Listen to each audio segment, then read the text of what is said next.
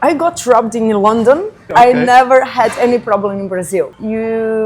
Every day you wake up with this kind of, today I'm gonna do this for them. We're gonna interview an expat who owns this restaurant right here. So this is down at Vagabond Week, and yesterday we had an amazing lunch, and we chatted with the owner when we were walking out, and we're here today with her. Eva, it's so nice to have you on the channel. Nice to meet you. So where are we sitting in the world right now, and where are you from? So we are in the state of Santa Catarina, Brazil, south of Brazil. Right. We are in Florianopolis, which is the capital of Santa Catarina. Right. And considered one of the most beautiful capital of Brazil and safest place. And safest, yeah. We're really enjoying our time here. Yeah. And so, but you're not from here, are you? No, I'm from Croatia. I'm Croatian. Okay. Probably the only one at the moment which lives in Florianopolis. Yeah. But I've been here since 2008. No, 2010. 15 years. 15 years, yeah. But this isn't your first country since you left Croatia, is it? No. I've been traveling around the world. So I lived in United States for 5 months, 6 months, something like that. Then I moved to United Kingdom. The UK, UK, and then I moved back to Croatia. Okay. And then we moved to Brazil finally, and I stayed here. Okay. Yeah.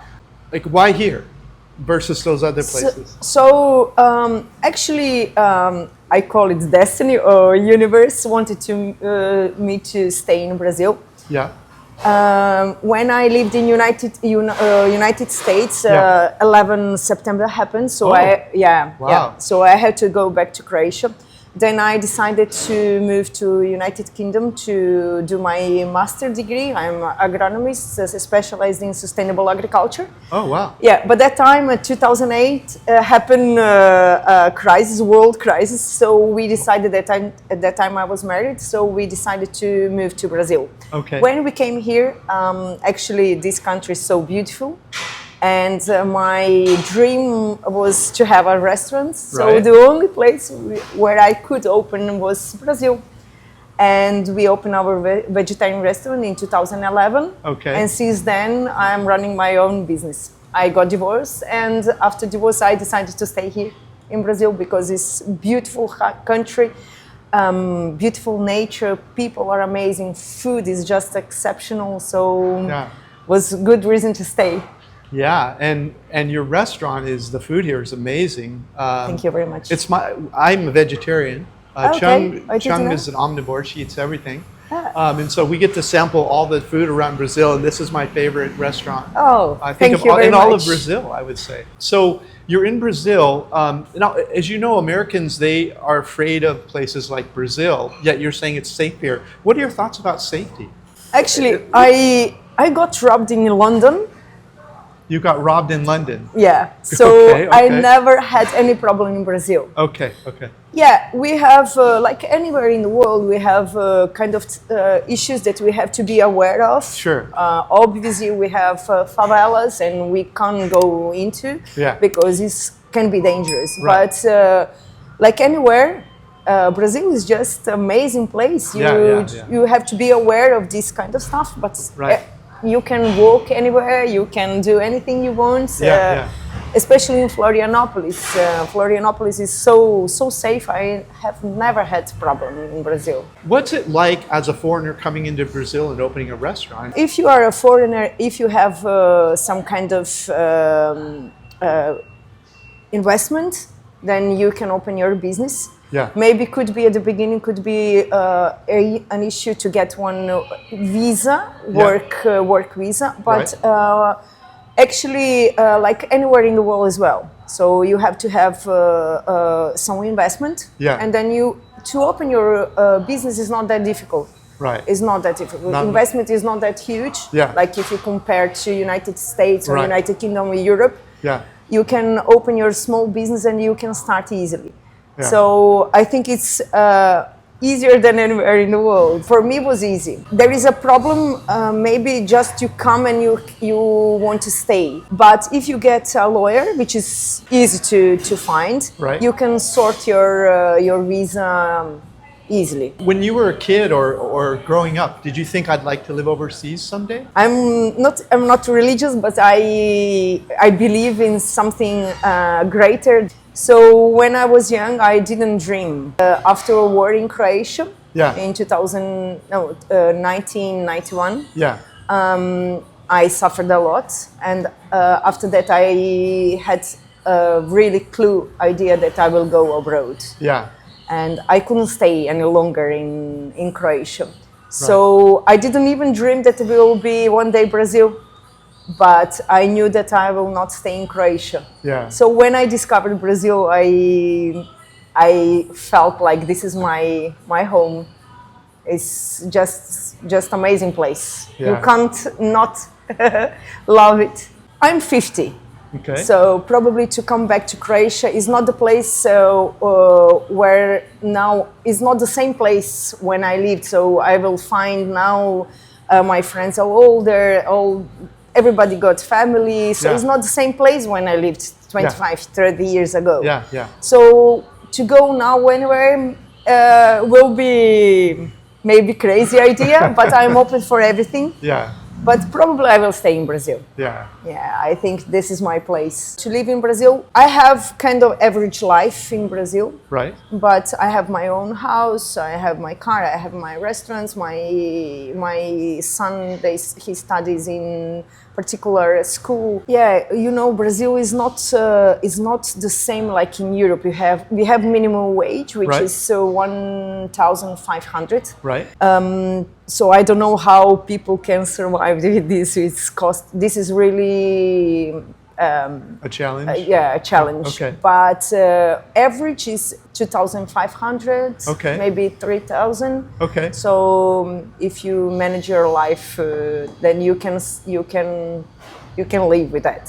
A pretty good, maybe, which I said depend on your cost. Like maybe 5,000 reais. Then you can have like pretty good life. So minimum wage is 1,500 reais. This is minimum, but with this it is really difficult to survive. But if you want to have a decent life, then maybe 5,000 reais is a good salary, let's say, something like that.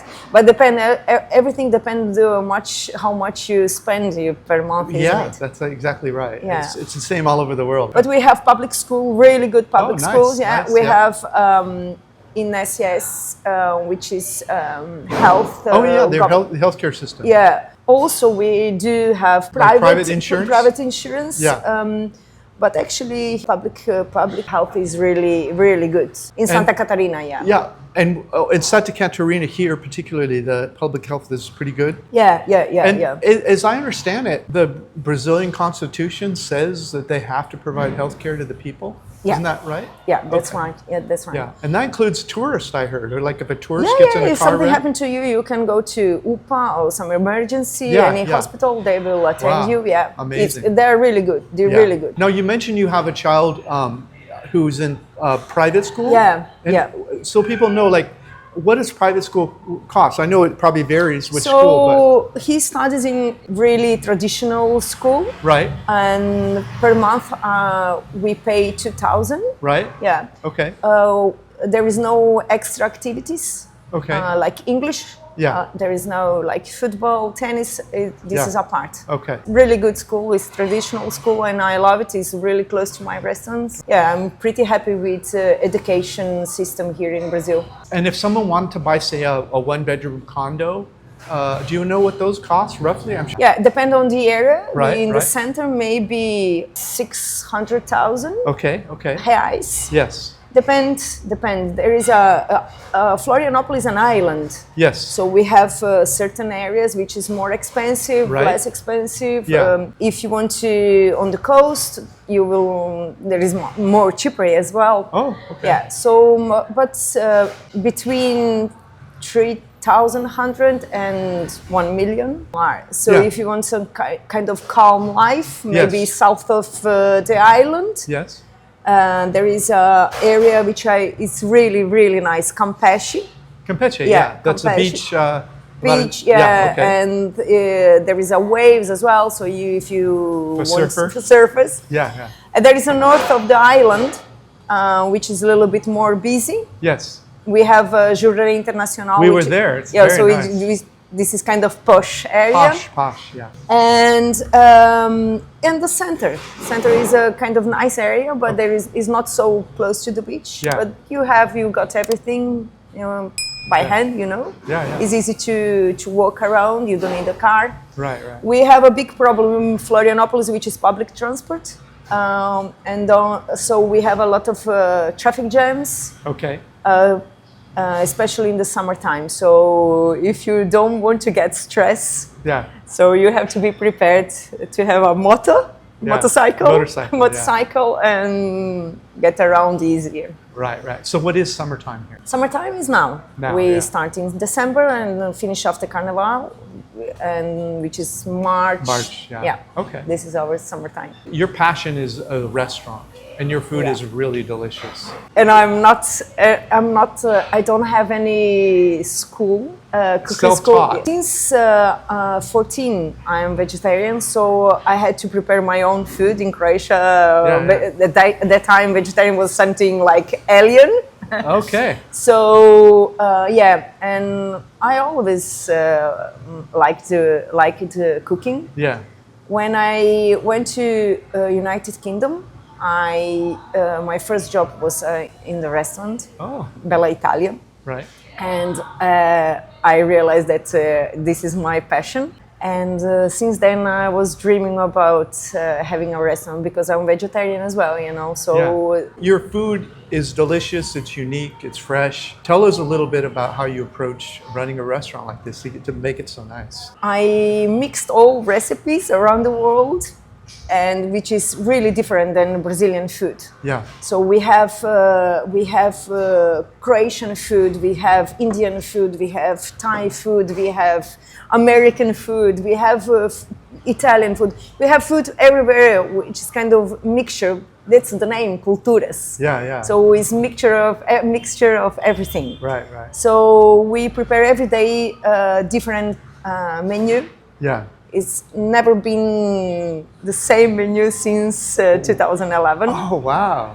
Every day something new. Wow. And I think that's the catch. The Brazilian, they love this, and especially vegetarian, because in Brazil we have buffet. It's lunchtime. Yeah. So most of the time it's rice, beans, and vegetables, and this kind of stuff. Right. And we try to do every day something different. Wow. So as the chef and owner of this restaurant, you never get bored, do you? Yeah, you never get bored. You just get stressed, but never bored. That's true. Yeah. It's, but if you like what you do and you do what you like, then become your life, become your purpose to wake up and you do everything with love. Yes. So it's become really easy. Yeah. And every day you wake up with this kind of, today I'm gonna do this for them, for my customers. That's exactly how I feel when I sit down with someone like you who's telling their story. Thank you so much for coming on the channel. Thank you very much. We really appreciate it. If you're thinking about leaving your home country to live in another country, make sure to grab a free copy of my ebook. It talks about the 10 things you need to do. Also, watch this video here. It'll talk more about Florianopolis, cost of living and everything there. And watch this video here if you'd like to hear expats that have left their home country, living all over the world, and make sure to eat at Eva's restaurant.